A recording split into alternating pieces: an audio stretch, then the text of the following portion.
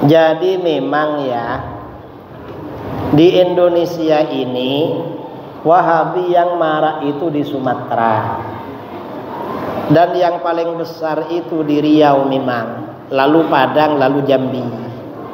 Kalau yang lain di bawahnya, karena bangunan gedungnya, infrastrukturnya besar-besar di sana.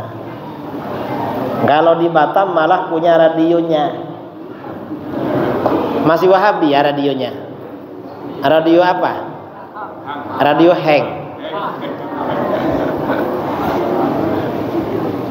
Jadi Wahabi itu. Jadi betul. Karenanya kita hati-hati dengan Wahabi. Mengapa? Kalau punya anak, punya tetangga, jangan sampai masuk di sekolah Wahabi. Kalau masuk di lembaga mereka, sebentar lagi akan menjadi anak durhaka pada orang tua. Pasti itu. Saya bulan Februari kemarin undangan ke Kabupaten Tojo, Una-Una, Sulawesi Tengah. Saya bilang kalau punya anak jangan dimasukkan ke lembaga atau tahfidz atau apa punya Wahabi, karena itu nanti jadi anak durhaka. Selesai ceramah orang di sana bilang, betul Pak Kiai. Kok betul? Kawan saya anaknya kelas 1 SD masuk sekolah Wahabi, dapat 6 bulan, dia bilang sama bapaknya, ayah ini sesat loh. Kenapa? Ayah tadi malam ikut tahlilan, itu sesat ya. Dapat 1 minggu anaknya ngomong lagi sama bapaknya, ayah ini sesat lagi loh. Kenapa? Tadi malam ayah ikut maulid. Kalau ada anak berani bilang sesat pada bapaknya, kira-kira itu anak berbakti apa anak durhaka? Anak durhaka. Setelah ayahnya meninggal dunia, durhaka lagi kalau Wahabi. Ini kasus di Surabaya sama di Tojo, Una-Una. Ada orang tua meninggal dunia, anaknya Wahabi sudah dewasa. Ketika dikubur, kiai yang ada di situ mau membaca talqin, anaknya marah-marah. Jangan baca talqin, itu bacaan sesat, haram. Ternyata masyarakat di situ bersikeras baca talqin. Karena masyarakat bersikeras baca talqin, maka sang anak dan 2 orang kawannya pergi meninggalkan prosesi pembacaan talqin sambil tertawa terbahak-bahak. Tidak hormat pada orang tua. Gak ada sopan santun, saudara. Kalau orang itu anaknya jadi Wahabi, setelah pemakaman durhaka lagi. Kalau anaknya Ahlus Sunnah, malamnya ada tahlil, ada sedekah kenduri. Tapi kalau anaknya Wahabi, gak ada tahlil, gak ada kenduri. Dasar Wahabi. Dalam perjalanan waktu, orang tuanya ini yang meninggal, anaknya ziarah ke makamnya. Berarti anak berbak. Tapi kalau anaknya ikut Wahabi, gak ada ziarah kubur, saudara. Bahkan banyak kasus setelah anaknya dewasa, orang tuanya gak pernah dikunjungi. Mengapa? Karena dianggap musyrik, dianggap syirik. Jadi Wahabi itu ajaran bahaya. Wahabi ini sudah dikabarkan oleh baginda Rasulullah SAW dalam hadis sahih riwayat Ibnu Hibban dari Hudzaifah bin Al-Yaman radhiyallahu anhu.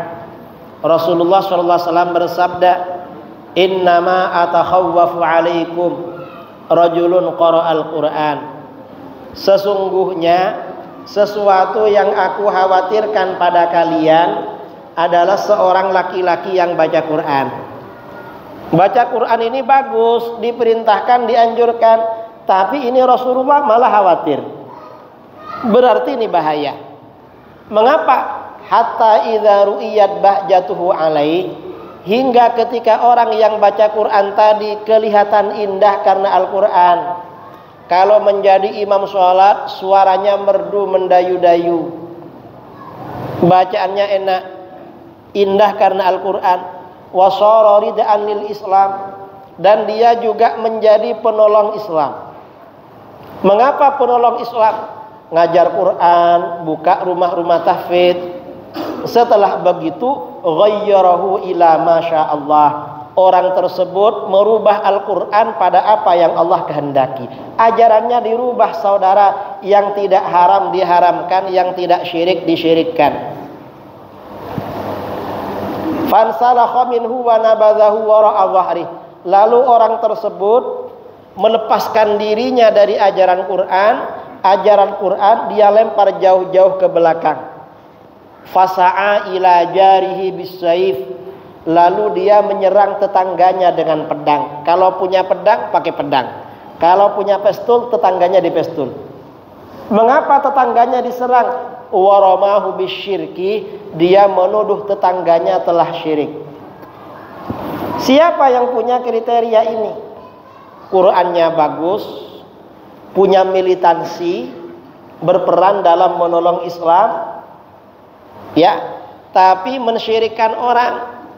Karena mensyirikkan orang, maka orang lain sesama muslim dibunuh sama dia.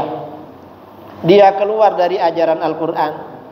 Para sahabat bertanya, ya Nabi Allah, ayyuhuma awla bisyirki, ar-rami amil marmi. Hai Nabi Allah, siapa dari keduanya yang lebih berhak dianggap syirik? Yang menuduh syirik atau yang dituduh syirik? Rasulullah SAW menjawab, balir rami. Justru orang yang menuduh syirik yang berhak dianggap syirik. Siapa yang punya kriteria ini? Jelas adalah Wahabi. Wahabi baca Qurannya bagus. Mereka menolong Islam. Kadang bangun masjid, menjadi imam sholat, ngajak orang beribadah, mendirikan rumah-rumah tahfidz. Tapi dia keluar dari ajaran agama. Wah, keluar. Yang gak syirik disyirikkan, yang gak haram diharamkan. Orang lain disyirikkan lalu dibunuh pakai pedang oleh mereka. Itu kalau mereka punya pedang. Kalau punya pistol, pakai pistol. 3 bulan yang lalu saya diundang di Bima. Di Pondok Tahfidz Al-Quran As-Siddiqiyah. Kiainya ceramah, kiai, kami ini Ahlus Sunnah wal Jamaah, kami ini NU. Setiap malam Jumat kami baca maulid Nabi, ya Nabi salam alaika. Karena kami baca maulid, ya Nabi salam alaika, tetangga sebelah kami anti maulid. Tiap malam Jumat alhamdulillah mengirimkan batu bata melayang ke sini. Ada batu batanya, alhamdulillah Pak Kiai, selalu kami simpan. Selesai itu saya ceramah, saya sampaikan hadis ini, beruntung tetangga saudara cuma punya batu bata. Coba mereka punya bom, kira-kira dilempar apa enggak ke sini? Dilempar, saudara. Mengapa? Ini yang dilakukan oleh ISIS. Wahabi di Syria, umat Islam dibantai oleh mereka. Wahabi ini membantai umat Islam. Berdirinya kerajaan Saudi Arabia itu membantai umat Islam. Orang-orang Ahlus Sunnah wal Jamaah punya pahlawan.